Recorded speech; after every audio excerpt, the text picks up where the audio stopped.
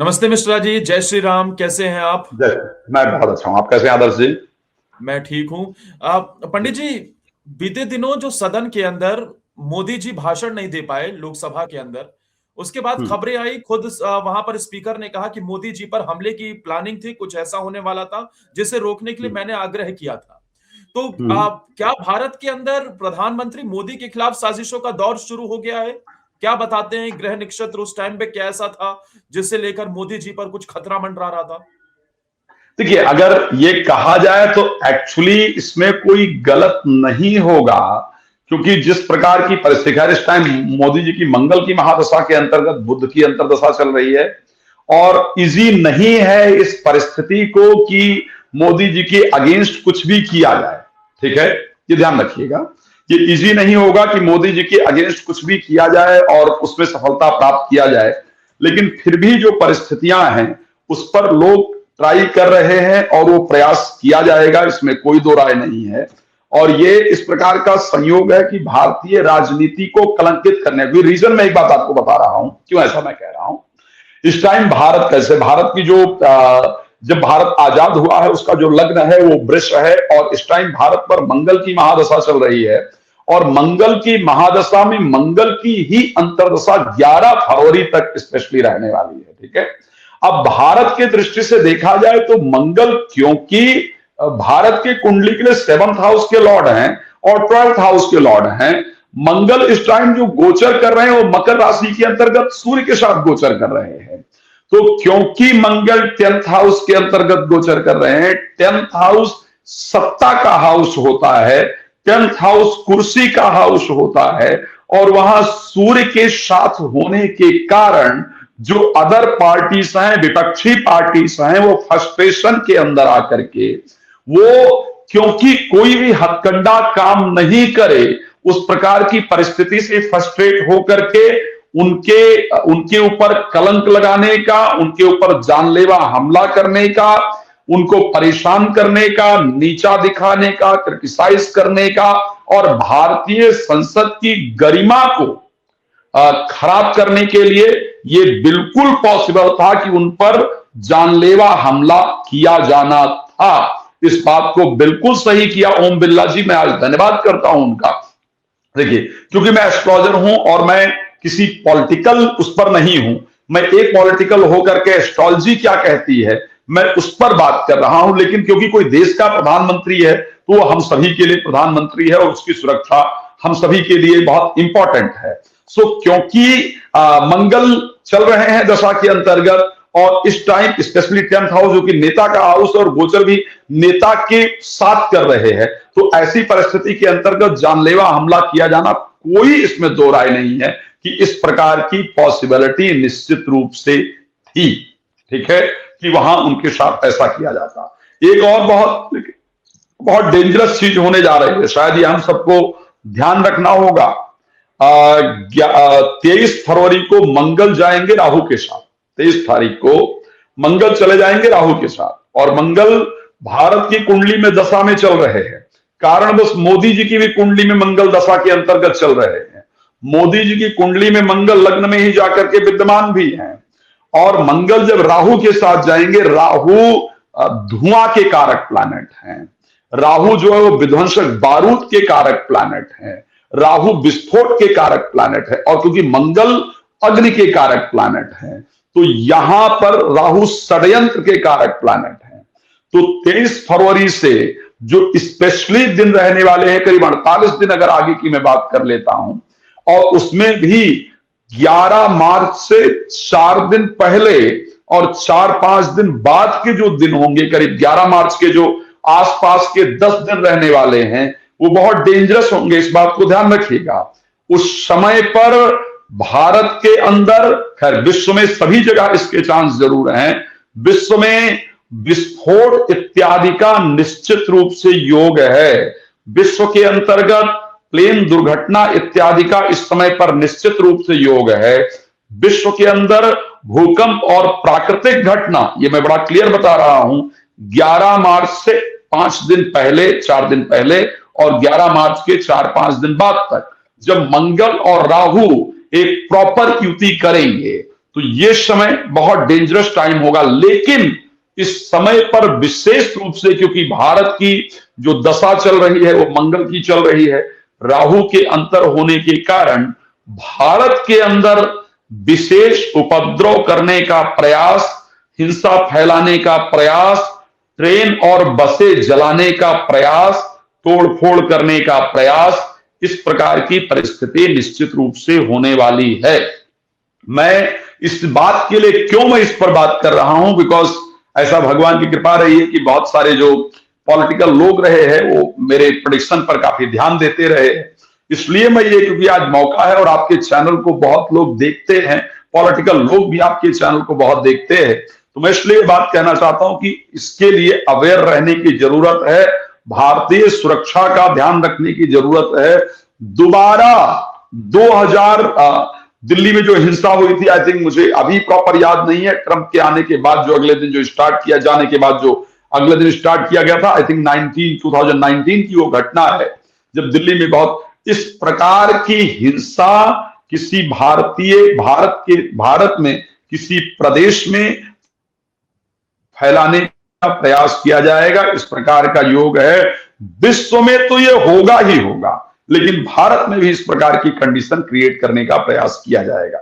जी आदर्श पंडित जी, यानी कि 11 मार्च के आसपास भारत के अंदर थोड़ा संभल के रहने की जरूरत है, लेकिन ये पूरे विश्व में पूरे विश्व में संभल कर रहने की आवश्यकता है, लेकिन भारत में विशेष। अभी मुझे याद है आपने मैंने आदर्श जी आपको याद होगा, हमने पहली बार जब आपके साथ यहाँ, मैं उसी बात को शायद आप कंटिन्यू कर रहे थे, हमने भी जब आपके चैनल पर हम डिस्कस कर रहे तो हमने कहा था कि फरवरी महीने में पाकिस्तान के अंदर आतंकवादी घटना या विस्फोट इत्यादि का, ये उनके खुद के लोगों के विद्रोह का संयोग है। और आप देख लीजिए, कल एक विस्फोट हुआ है पाकिस्तान के अंदर, 31 लोग मर गए हैं, 175 समथिंग लोग जो है वो घायल हैं। खैर, उसके लिए उन्होंने ये कहा कि जी भारत ने इस पर, ये भारत का षड्यंत्र है, पाकिस्तान गया था जो वहां पर जिसने अपने आप को ब्लास्ट किया, जो भी हुआ, मैंने बहुत ज्यादा न्यूज नहीं देखी उसकी, लेकिन बट ये प्रोडिक्शन मैंने पहले किया हुआ था, आप ही के चैनल पर शायद वो वीडियो होगी, और मैंने अपने भी बहुत सारे कार्यक्रम में बोला था। यस प्लीज कंटिन्यू आदर्श। हाँ, क्योंकि पंडित जी मुझे याद है आपने लास्ट टाइम मेरे साथ ही ये बात कही थी कि जनवरी के आखिर में या फरवरी की शुरुआत में किसी वीवीआईपी के मौत की खबर आ सकती है, कोई ऐसा बहुत बड़ा नेता या उस तरीके से, और फिर अजित पवार का अचानक से प्लेन क्रैश होना, वो बेहद ही दुर्घटना जो थी वो सबके सामने आई। सवाल इस बात का है कि बीते दिनों भारत और अमेरिका की ट्रेड डील भी हुई है पंडित जी, वो किन ग्रह नक्षत्रों में हुई है? क्या वो कंटिन्यू होगी या फिर वो सिर्फ एक रात की बात समझे, या फिर आगे उस पर क्या रुख रहने वाला है? ट्रंप क्या भारत के आगे झुक गया है, या मोदी जी के आगे उसने सरेंडर कर दिया है? ऐसा कुछ नजर आ रहा है, क्योंकि मोदी जी को सामने से फोन कॉल करना बता रहा है कि मोदी जी की ताकत दुनिया में क्या है। देखिए, ये दिखाता है कि एक्चुअल में भारत की ताकत क्या है। पहले एक समय था आदर्श जी, जब आप सब लोग जानते हैं कि जब ट्रंप अगर किसी को कॉल करे तो व्यक्ति दौड़ा दौड़ा उसके पास जाता था, है ना। लेकिन आज एक समय है जब ट्रंप, मोदी जी कनाडा में थे और ट्रंप ने कॉल किया तो मोदी जी ने कहा नहीं, अभी मेरा और प्रोग्राम है, मैं अभी नहीं आ सकता, राइट। तो पहला कोई प्राइम मिनिस्टर था जो डायरेक्टली ट्रंप को मना कर सकता था। अमेरिकी राष्ट्रपति को मना करना इट मींस की बहुत बड़ा काम, राइट। इतने सारे ट्रंप ने इतने सारे ओछे पोछे बयान दिए, लेकिन भारतीय प्राइम मिनिस्टर की तरफ से कोई बयान नहीं दिया गया, और जो दिया गया तो करेक्टली डिनाई किया गया कि नहीं, भारत पाकिस्तान का वॉर पाकिस्तान के प्रयास से रोका गया है, और ऐसा नहीं है कि कोई और देश हमको आकर के इंटरफेयर करे। मैं आपको बताना चाहता हूं, क्योंकि भारत की, मैंने बताया कि मंगल की महादशा है भारत की, और मंगल की महादशा में मंगल का अंतर है, और मंगल क्योंकि अभी मकर में गोचर कर रहे हैं, आगे भारत के 10th हाउस में जाएंगे, कुंभ राशि में गोचर करेंगे, उसके बाद 11th हाउस में जाएंगे, मीन में गोचर करेंगे। यहां पर किसी भी परिस्थिति पर अगर देखा जाए तो मैं ये नहीं कह सकता हूं कि ये डील थोड़े दिन के लिए है, ये डील लंबे समय तक के लिए है, इसमें कोई दो राय नहीं है। ये डील लंबे समय तक के लिए है, इसमें कोई दो राय नहीं है। लेकिन मैं एक बात आपको आदर्श जी और क्लियर करना चाहता हूं, भारतीय बहुत सारे राजनैतिक लोग, ओके, 23 फरवरी से अगले 48 दिनों के अंदर भारत के बहुत राजनीतिक लोगों पर कानूनी शिकंजा जो है वो पड़ने जा रहा है। बहुत सारे भ्रष्टाचार के शायद खुलासे होने जा रहे हैं और राजनीतिक क्षेत्र के अंतर्गत भारत में जो ये अगला 48 दिन का समय होगा वो भूचाल लाने वाला या बहुत कुछ नया लेकर के आने वाला होगा, इस प्रकार की परिस्थिति है। जी पंडित जी, उत्तर प्रदेश में भी योगी जी को लगातार टारगेट करने की कोशिशें हो रही हैं। अलग अलग मसलों के जरिए से निशाने पर योगी जी को लिया जा रहा है। कभी बेमर्जी के माहौल बना दिया जाता है कि ब्राह्मण योगी जी के खिलाफ हैं। कभी ऐसा देखने को मिलता है कि किसी और मसले को लेकर योगी जी को टारगेट किया जाता है। तो 2026 में अभी क्योंकि 27 में इलेक्शन भी है, तो क्या योगी जी पर भी किसी प्रकार का कोई संकट है और क्या योगी जी कुछ बड़ा यहां से करने वाले हैं? उत्तर प्रदेश कुछ योगी जी का नया तूफान देखेगा? एक बात ध्यान रखिएगा, इलेक्शन से पहले जो इलेक्शन है ना 2027 का, उससे पहले ऐसी परिस्थितियां जरूर होने वाली हैं जहां पर कुछ कठिनता आएगी, कुछ दिक्कतें उत्पन्न होंगी उत्तर प्रदेश सरकार के लिए। ठीक है, बहुत सारी अफवाहें बीच में निश्चित रूप से आए, इस प्रकार की परिस्थिति है। लेकिन मैं ये कह सकता हूं क्योंकि उत्तर प्रदेश की जो नाम राशि है, क्योंकि शनि की दृष्टि वहां पर रहेगी, इस समय कठिन परिस्थितियां निश्चित रूप से उत्पन्न होंगे। राजनीतिक हत्याकांड जिसको कहा जा सकता है, राजनीतिक हत्याकांड के आरोप प्रत्यारोप निश्चित रूप से होंगे, सांप्रदायिक झगड़े निश्चित रूप से होंगे, राजनीतिक प्रदर्शन होंगे। ठीक है, और योगी सरकार के लिए कुछ परेशानियां और कुछ नेता दल इत्यादि बदलेंगे, इस प्रकार की परिस्थिति आपको देखने को मिलेगी। बट कोई ऐसी परेशानी आ जाए जिसके कारण उनको सत्ता से हटाया जाए या चीफ मिनिस्टर के रूप में किसी और का चेहरा प्रेजेंट किया जाए, इस प्रकार की कोई कंडीशन नहीं होगी। और मैं आपको दोबारा इस बात को क्लियर करना चाहता हूं कि 2027 में दोबारा योगी जी चीफ मिनिस्टर के रूप में सिलेक्ट होकर के उत्तर प्रदेश में आएंगे। पंडित जी, ये राजनीतिक हत्या का आप जिक्र कर रहे हैं, क्या ये उत्तर प्रदेश में ये योग बन रहे हैं कोई? मैं उत्तर प्रदेश की ही बात कर रहा हूं। ठीक है, हाँ। उत्तर प्रदेश के अंतर्गत 2026 इसी वर्ष में बिफोर इलेक्शन राजनीतिक हत्याएं देखने को मिलेंगी। इस प्रकार की कंडीशन निश्चित रूप से नजर आ रही है कि जब राजनीतिक हत्या उत्तर प्रदेश के अंतर्गत देखने को मिले, इस प्रकार की परिस्थिति है। हाँ, कुछ अच्छी चीजें दिख रही हैं, जैसे कि विकास का कार्य किया जाएगा, डिजिटल स्टेट के रूप में उत्तर प्रदेश प्रतिष्ठित होगा। आज भी अगर मैं अधिकतम डिजिटल योजनाओं की बात करूं, अगर मैं अधिकतम डिजिटल जो हमारे इंस्ट्रूमेंट्स या इंस्टीट्यूट्स की बात करूं, वो हमारे उत्तर प्रदेश के अंतर्गत है। आप सबके जनरली मीडिया चैनल जो है उत्तर प्रदेश के अंदर है ना, तो इसमें कोई दो राय नहीं है कि डिजिटलाइजेशन के उसमें देखा जाए युग में तो उत्तर प्रदेश अभी भी सबसे आगे के स्टेट में से है। लेकिन क्योंकि 2026 में ये और अच्छी तरीके से उभर करके आएगा और लघु छोटे और बड़े उद्योग क्षेत्रों में कई विकास योजनाएं होंगी, बनाया जाएगा, सब कुछ होगा। लेकिन 2027 चुनाव से पहले काफी सारी ऐसी परिस्थितियां होंगी जो परेशान कर सकती है। पंडित जी, लेकिन बांग्लादेश के ऊपर नजर डालें, क्योंकि बांग्लादेश में भी इलेक्शन है और बांग्लादेश का रिजल्ट भारत को भी प्रभावित करेगा। तो वहां क्या परिस्थिति फिलहाल आपको दिखाई दे रही है? क्या ग्रह नक्षत्र कह रहे हैं? देखिए, मैं एक बात क्लियर कहना चाहूंगा, बिकॉज बांग्लादेश को लेकर के जो कंडीशन मुझे नजर आ रही है, भारत के पड़ोसी देशों के साथ अभी रिश्ते बेहतर हों, इस प्रकार की सिचुएशन में नहीं देख पा रहा हूं। इवन चाहे वो पाकिस्तान की बात करूं, चाहे बांग्लादेश की बात करूं। लेकिन हाँ, एक बात जरूर कहना चाहूंगा, बांग्लादेश में यूनिस की जो अंतिम सरकार है, यूनिस की सरकार मुझे बांग्लादेश में दोबारा बनती हुई नजर नहीं आ रही।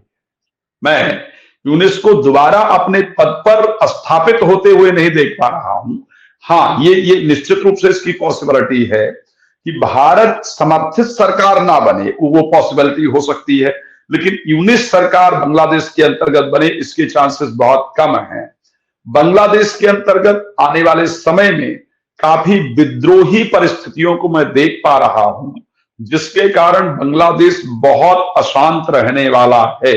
बांग्लादेश में स्पेशली अगर मैं बात करूं तो आने वाले समय में बिफोर इलेक्शन कुछ बम विस्फोट जैसी घटनाएं, उपद्रव तो वहां रोज होता ही रहता है, उपद्रव के लिए तो वहां कुछ कहने की आवश्यकता ही नहीं है, लेकिन कुछ बम विस्फोट जैसी घटनाएं बांग्लादेश के अंदर उत्पन्न हो, इस प्रकार की परिस्थिति है। अभी भारत और बांग्लादेश के रिश्तों में बहुत जल्दी कोई मधुरता आए, इस प्रकार की कंडीशन नहीं है। इलेक्शन के बाद चेंजेस जरूर आएंगे, लेकिन वो बहुत ज्यादा नहीं होंगे। जी पंडित जी, जब ट्रंप के साथ टैरिफ को लेकर डील हुई, उसके बाद हमने देखा कि शेयर मार्केट ने अचानक से बूम कर दिया। गोल्ड और राइट। सिल्वर के रेट भी वापस से बढ़ने लगे। तो अभी क्या ये सिलसिला आगे भी जारी रहेगा, या फिर गोल्ड सिल्वर के रेट में कुछ गिरावट देखने को मिल सकती है? आदर्श जी, आपको याद होगा जब हम लोग पहली बार डिस्कस कर रहे थे, जब पहली बार आपके साथ पॉडकास्ट में कर रहा था, तो मैंने एक शब्द कहा था कि पहले 3 महीने या 6 महीने के अंदर सोना 1.5 लाख क्रॉस कर जाएगा। ठीक है, ये मैंने पहले ही कहा था कि सोना क्रॉस कर जाएगा।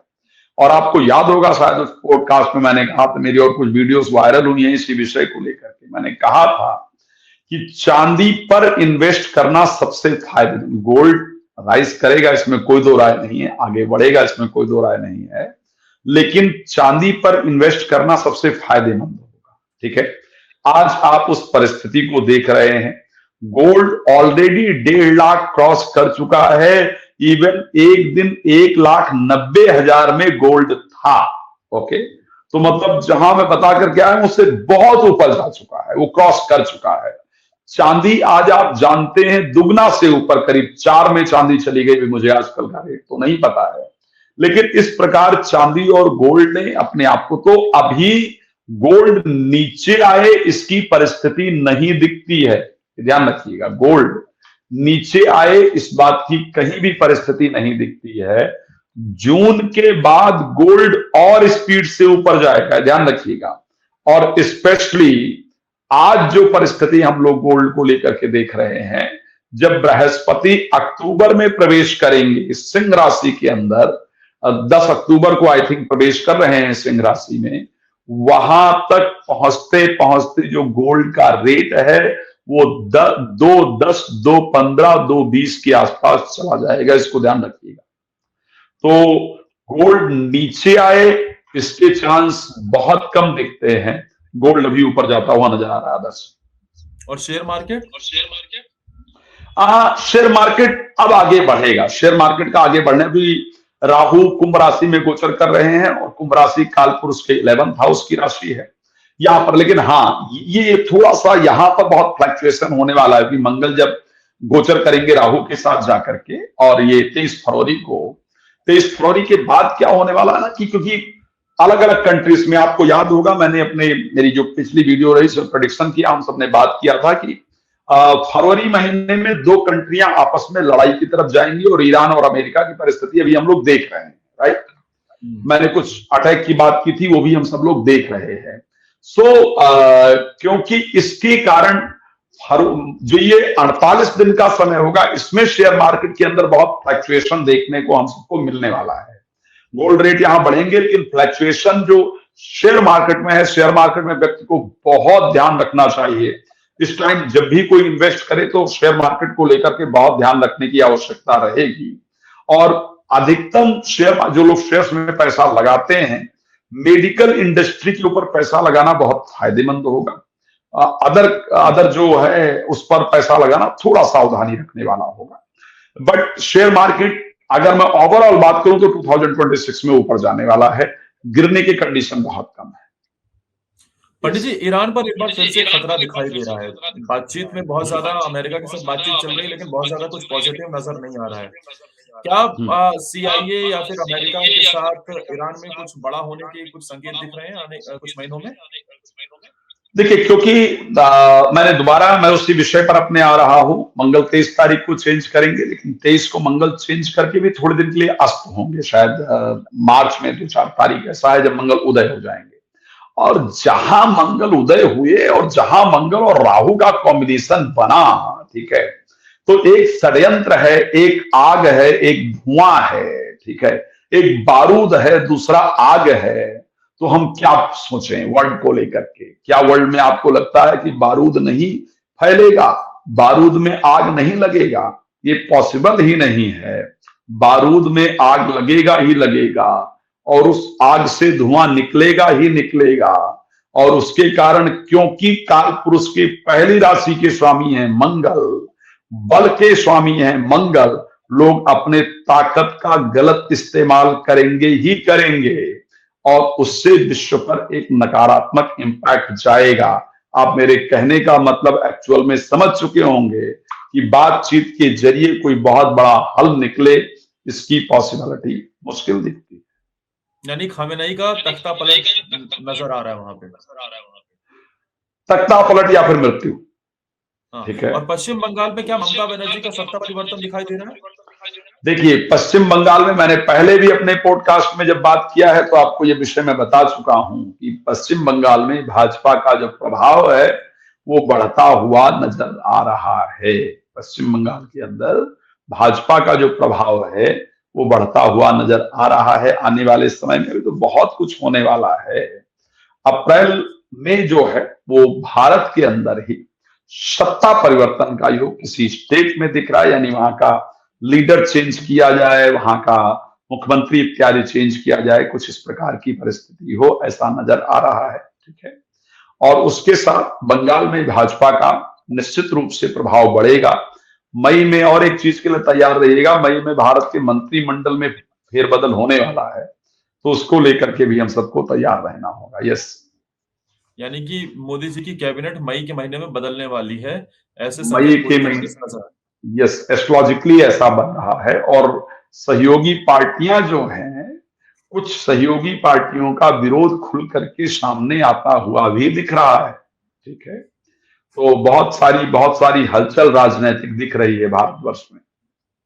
यानी कि अगले कुछ महीने खास तौर पर मोदी जी और योगी जी के लिए अगले 48 दिन विशेष तौर पर थोड़े संकट भरे होने वाले हैं, लेकिन उसके बावजूद भी इन परेशानियों को वो पार जरूर करेंगे, ऐसा आप मान रहे हैं? क्योंकि 2027 में आप बता रहे हैं कि योगी जी के मुख्यमंत्री बनने के फिर से योग हैं, तो यानी कि इन परेशानियों को वो पार करते हुए भी नजर आएंगे, और मोदी जी को भी थोड़ी सावधानी रखनी चाहिए। ठीक है पंडित जी, बहुत बहुत जी, शुक्रिया, आप हमारे साथ जुड़े। जय श्री धन्यवाद राम। आपका। जय श्यामादास जी, धन्यवाद।